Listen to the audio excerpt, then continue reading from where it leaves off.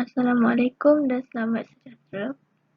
Saya Miza Wardina binti Gosha dan juga Nurul Izwani binti Muhammad Isa dari kumpulan 3 ingin membentangkan tentang isu Islam dalam Perlembagaan Persekutuan, kebebasan beragama. Hal kebebasan agama telah diperuntukkan dalam Perkara 11 Perlembagaan Persekutuan. Kebebasan adalah ketiadaan elemen yang menghalang, seperti keadaan yang bebas memerlukan kemampuan untuk memilih dan perlu sama rata antara penganut atau agama lain. Sesebuah agama itu juga tidak wajar diamalkan sehingga menjejaskan hak orang lain.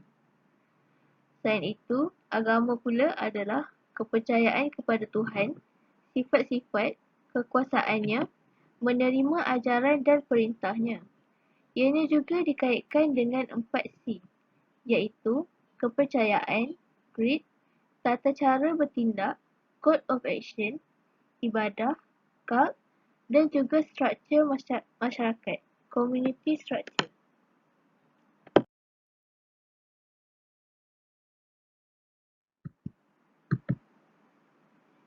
Menurut kebebasan beragama dalam Islam, prinsip kebebasan beragama dan perbezaan yang wujud dalam sesuatu agama adalah diterima dalam Islam. Selain itu, tiada paksaan dalam agama. Perkara ini telah dianjurkan dalam Al-Quran pada surah Al-Baqarah ayat 256, surah Al-Kafirun ayat 2 hingga 6, surah Al-Hujurat ayat 13 dan surah Al-Ma'idah ayat 48.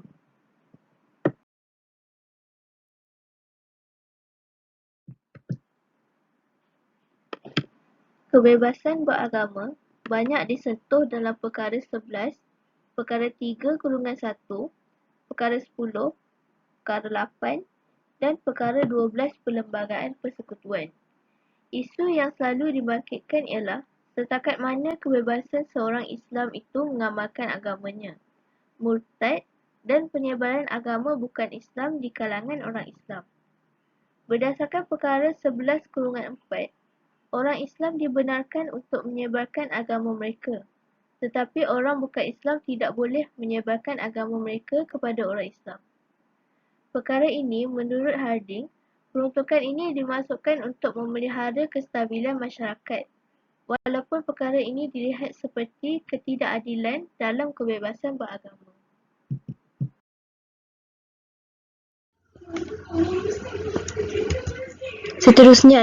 Slide seterusnya adalah kebebasan beragama dari segi perlembagaan. Sebagai contoh, Akta Pertubuhan 1966 dan Akta Polis 1967. Kebebasan tertakluk kepada undang-undang yang diluluskan. Agama lain boleh diamalkan secara aman jikalau tidak mengganggu ketenteraman awam dan tidak menyakitkan hati penganut agama lain. Seseorang itu tidak bebas mendirikan kuil atau tokong di mana-mana sahaja supaya tidak membawa kepada kekacauan dan huru-hara. Perlembagaan juga akan melindungi individu yang dipaksa membayar sebarang cukai sekiranya cukai tersebut digunakan untuk masuk agama lain daripada agama anutannya.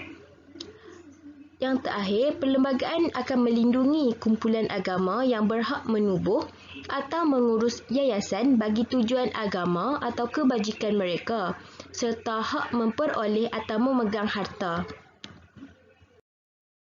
Okey, bagi slide seterusnya adalah berkaitan dengan penukaran agama ke Islam dan juga penukaran agama dari Islam. Penukaran agama ke Islam melalui perkahwinan dan penceraian.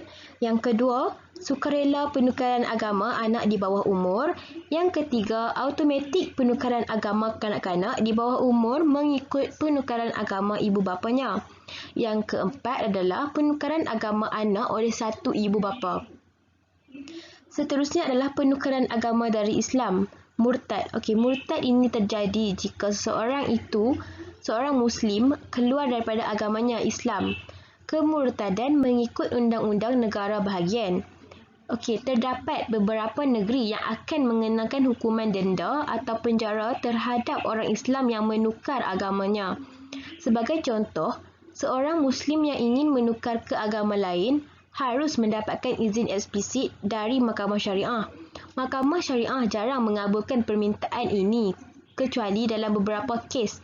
Contohnya, seseorang itu telah benar hidupnya utuh sebagai seorang dewasa yang berbeza agama dari Islam dan hanya ingin menukar dokumen rasmi untuk mencerminkan fakta ini.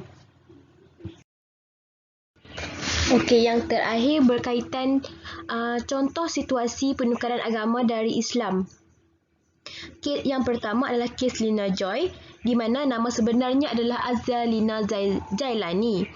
Menukar agama dari Islam ke Kristian atas alasan hal itu berada di bawah hak kebebasan beragama mengikut perkara 11 di dalam Perlembagaan Malaysia. Contoh lain adalah berkaitan dengan kes Riwati Masosai, iaitu wanita Malaysia yang dibesarkan sebagai seorang Hindu tetapi kad identitinya menunjuk dia sebagai seorang Muslim.